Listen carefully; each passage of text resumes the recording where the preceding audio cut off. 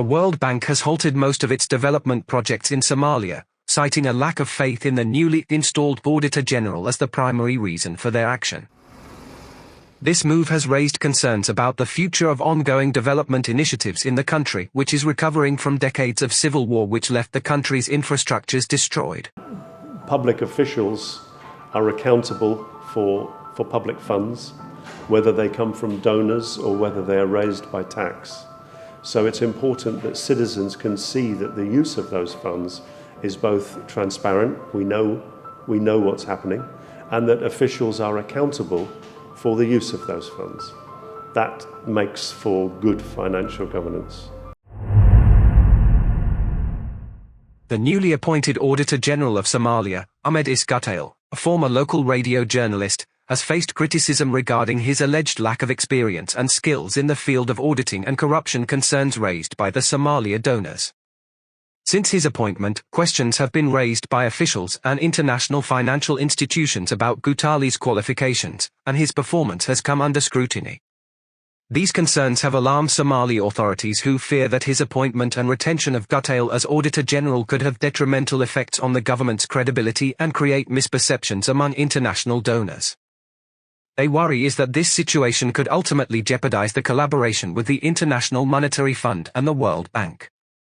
Senior Somali officials who spoke to the Horn Examiner have revealed that the World Bank Group, a major supporter of development projects in Somalia, has informed the Somali government last month that it made the decision to suspend all ongoing initiatives until the matter concerning the Auditor General, whose appointment it subsequently termed as installed, is addressed and resolved. The bank's decision is driven by lack of trust in Abdijaliil's abilities, which has cast doubts on the integrity and effectiveness of financial oversight within the country, the officials say, noting that according to the notice shared with the government, the primary objective of the suspension is to guarantee the appropriate utilization of funds and resources. In the wake of this, concerns are also being raised that the suspension of development projects in Somalia could have far-reaching implications for the country's progress and its collaboration with international financial institutions. Meanwhile, experts have warned that the move by the World Bank sends a strong message emphasizing the importance of having competent and trustworthy individuals in key positions, especially those responsible for financial oversight and auditing, rather than appointees being selected based on their loyalties and political affiliations. His association with the president's campaign is believed to have contributed to his appointment as Auditor General, despite lacking the necessary qualifications or expertise for the position. Despite the crisis, Somali authorities say they now face the task of addressing the concerns raised by the World Bank in a bid to restore confidence in the role of the Auditor General, a process that may involve reviewing his appointment process and ensuring that future candidates for such positions possess the necessary qualifications and experience. Undoing fragile progress in the meantime, the suspension of development projects is likely to have a significant impact on various sectors in Somalia, including infrastructure, education, healthcare, and agriculture. According to a World Bank official who is knowledgeable about the situation, the choice of the Auditor General by the Somali president has baffled both the bank and other international partners. The official, who asked to remain anonymous, said that the background and qualifications of the new Somalia Auditor General sharply differ from those of previous holders of this crucial position, as well as from the Auditors General of neighboring countries alike. Typically, candidates for such a role are expected to possess extensive knowledge, experience, and a non-partisan approach, ensuring their integrity and contributing to the strengthening of the country's financial system. The Western official noted, "There is an incredible and concerning disparity between Mr. Abdijaliil and his regional counterparts, or even his predecessors, which raises a serious alarm.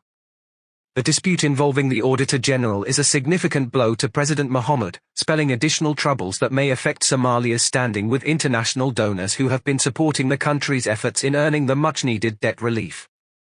However, the International Monetary Fund and the World Bank have made it clear that Somalia must take certain measures before it can qualify for debt relief. These measures include reducing its external debt of $5.2 billion to approximately $557 million. To achieve this, Somalia needs to implement economic reforms, such as enhancing public financial management, oversight, and increasing domestic revenue. In addition to that controversy, The country is also grappling with allegations of corruption involving shady deals by ministers and high-ranking officials, further worsening the crisis and erode public confidence in the government. Donors concerned by installed auditor. The appointment of the new Auditor General has also raised concerns regarding the independence of the Office of Auditor General of the federal government. In a letter dated the 11th of February 2023, issued by the African Organization for Supreme Audit Institutions and obtained by the Horn Examiner, it was highlighted that the current process for the removal and appointment of the Auditor General of Somalia contradicts the national efforts to establish a new legal framework aligned with the globally accepted principles of the Inter-Mexico Declaration on Supreme Audit Institution Independence. This internal letter has also warned that the situation poses a risk to the establishment of an independent oversight institution capable of effectively addressing national challenges related to public resources use, accountability, transparency, and anti-corruption measures. Afrasai also pointed out that the replacement of the former Auditor General of Somalia by President Mohammed violates the principles outlined in the Mexico Declaration as well as the audit bill approved by the National Assembly. The 2020 audit bill aimed to modernize the outdated Audit Act of 1972 and ensure the presence of a modern and independent audit office, as stipulated in Article 114 of the Constitution. The letter expressed concern that the Somali audit bill, which was approved by Parliament, has not yet been signed and implemented as a legal instrument. The independence of the Office of the Auditor General is crucial in establishing an effective and credible institution that serves as a pillar of parliamentary democracy, transparency, accountability, and the fight against corruption. It is also recognized as a vital mechanism for ensuring independent oversight of development funds. Afrasai further urged the government of Somalia to guarantee the independence of the Office of the Auditor General through an appropriate process for the appointment and removal of the Auditor General.